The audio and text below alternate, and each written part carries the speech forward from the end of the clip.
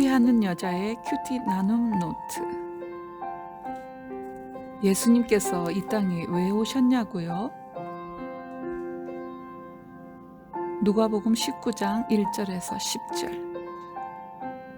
예수님께서 여리고를 지나가시던 길에 삭개오를 만나셨습니다. 삭개오는 세리 공무원, 부자, 키가 작았고 예수님이 어떤 사람인지 보고 싶어 했습니다.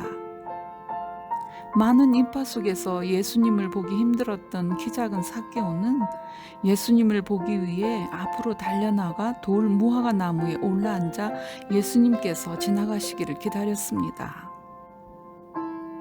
그는 목표를 이루기 위한 민첩함이 있어 보입니다. 군중과 섞여서는 예수님을 볼 수 없다고 판단한 그가 앞으로 달려나가 나무에 올라앉아서 예수님을 기다렸다는 것이죠. 아마도 그가 세리장이 된 것은 로마 식민 통치 시기에 그가 불을 손에 넣는 방법이 무엇인지 민첩하게 판단했기 때문일 것입니다. 그 당시 유대 민족에게 세리장은 달갑지 않은 죄인이었지만 부와 권력을 손에 쥘 수 있었죠. 그렇다면 세상살이에 민첩한 부자 삭개오가 왜 예수님을 보고자 했을까요? 그는 자신의 빠른 두뇌 회전으로 부와 권력을 위해 세리가 되었지만 부와 권력으로 채워지지 않는 심령의 가난함이 있었던 것 같습니다. 삭개오의 심령의 가난함의 근거, 첫 번째 예수님을 보고자 했고, 두 번째 예수님께 즉각 반응했고, 세 번째 회심.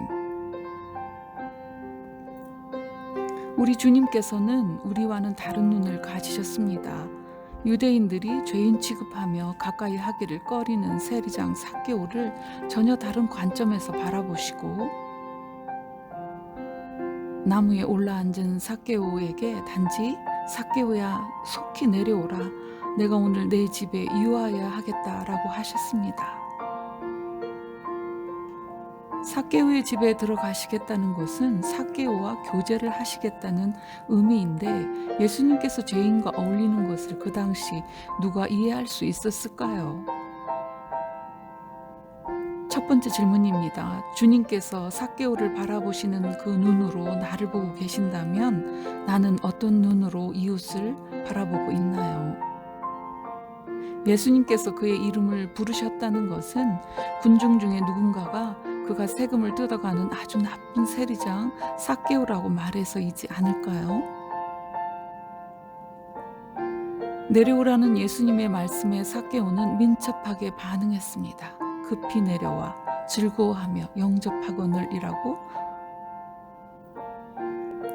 세상살이에 민첩한 삭개오가 이제는 영적인 일에, 예수님을 만나는 일에, 하늘의 일에 민첩하게 반응합니다. 두 번째 질문입니다. 나는 땅의 일뿐 아니라 하늘의 일에도 민첩한가요? 삭개오 집에 예수님께서 머무신 일은 그를 죄인으로만 바라본 유대인에게는 불편하고 이해 못할 일이었습니다. 그들은 수군거렸습니다. 예수가 죄인의 집에 유하로 들어갔네.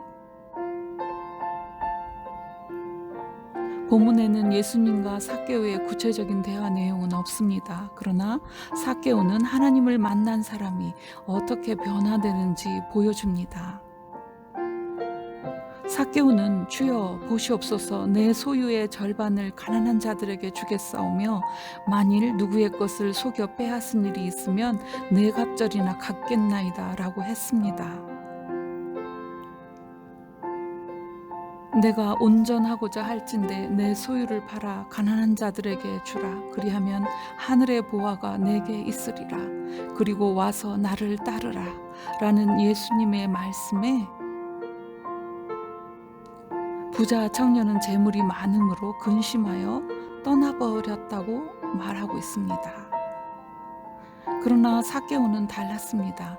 자신의 소유를 내려놓는 일쯤은 이제 아무것도 아니었습니다.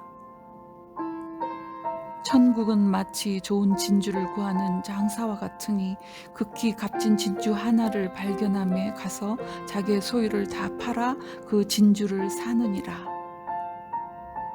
삭개오는 장사꾼에게 극히 값진 진주 하나와 같은 예수님을 만남으로 자신의 소유를 내려놓을 하늘 가치를 보았습니다. 너희가 하나님과 재물을 겸하여 섬기지 못하리라. 이 말씀을 가장 잘 받든 사람이 삭개오입니다. 세 번째 질문입니다. 내가 예수님을 만난 후 내려놓은 것은 무엇입니까? 새로운 삶의 결단을 내린 삭개오에게 예수님께서는 오늘 구원이 이 집에 이르렀으니 라는 놀라운 선언을 하셨습니다. 예수님의 이 선언을 들은 주위 사람들은 어떤 반응을 했을까요? 로마의 앞잡이가 되어 세금을 뜯어가는 세리장 죄인 삭개오의 집에 구원이 이르렀다고? 죄인에게 구원이라니? 그들의 의구심을 눈치챈 예수님께서는 이 한마디로 그들의 입을 막으셨습니다.